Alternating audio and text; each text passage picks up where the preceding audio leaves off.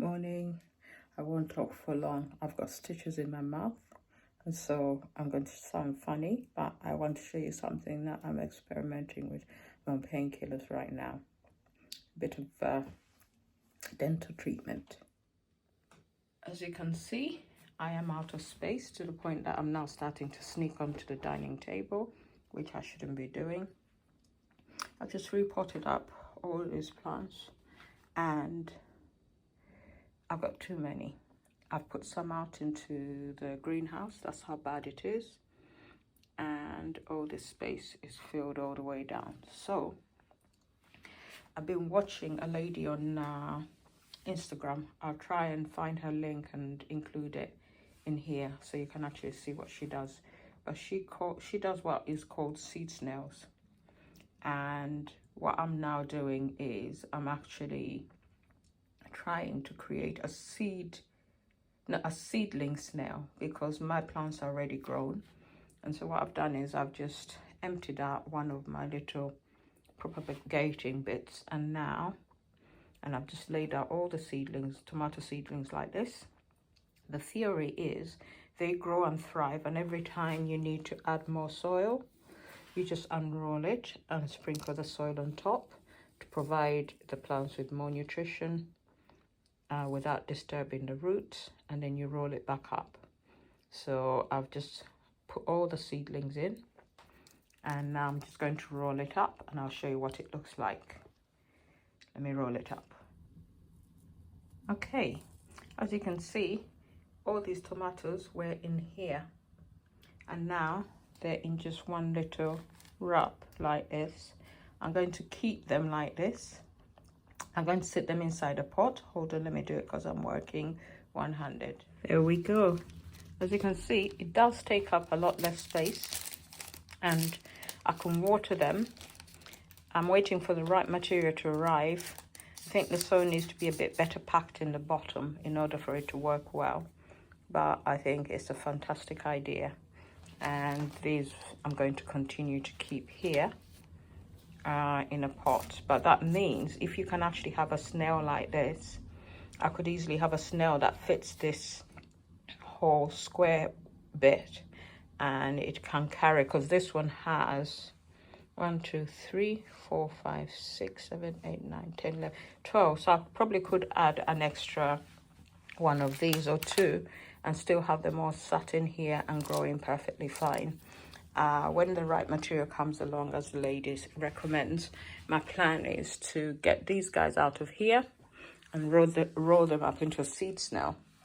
And the guarantee is, rolled up, they're going to take up probably a quarter of that space, which then means I have more space for other plants. I have a few small seedlings here, but these are my tomatoes that I was planning to grow this year, but it turns out that I've got too much. I've got some seedlings in the kitchen. Let me just show you. Hold on. My small indoor garden is working very hard but doing really well. So once the correct material arrives, oh god, my mouth hurts, I am going to wrap all these guys up in order that I can have all the seed snails here. And my expectation is that I'll be able to sit all these plants into a smaller space, creating less plant clutter. I mean, as gardeners, we like plant clutter, but not everyone likes us to have plant clutter. My peppers are doing really well.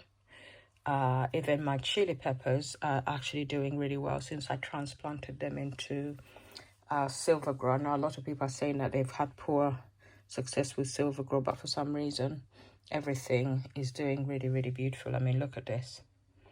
They are so fantastic. I'm so proud of them, and I keep telling them how proud I am of them and how well they're doing. So this was a mystery tomato plant that was given to me by the neighbor, and the ones in the snail together with these ones here, all these here and there are all from that one tomato. So my plan is I'll probably keep a couple. I'll give the neighbor some of them, and then I will also be selling them at work in order that I can make money to buy more plant seeds and whatever I need for the garden. I suddenly thought if I sell it, I can earn enough money to put it back into my gardening, and that way I don't feel guilty about spending. But everything is doing absolutely fantastic. I kind of added to my list of tomatoes. I did 3 which are blight proof, in order that I can actually plant them at the allotment, because my last lot at the allotment had blight. I've got Fantasia, buffalo something, and then Rose Crush. I did Rose Crush rather than Crimson Crush because everyone says Crimson Crush is not nice, and I'm not growing a tomato that's not going to be delicious. But as you can see, the guys are doing really, really well indeed.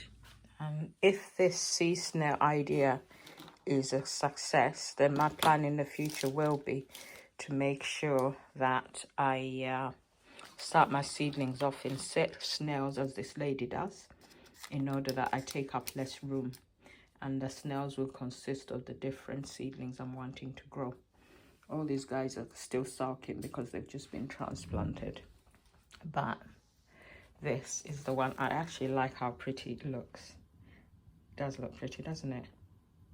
So yeah, anyway, I'm going to go off and try and see how I'm going to eat, because I've been told I can't eat from one side of my mouth, and the other side is not that good either, so it's going to be a struggle. And the funny thing is I'm craving steak and eggs, so that's no good because I can't chew. Oh, it's awful. Anyway, painkillers, and then I'll cook. And oh look, it's a bit behind, but it seems to be speeding up. It just started to germinate by itself, so I decided to try and see if I can get my own sweet potato slips, but I will still buy some as well.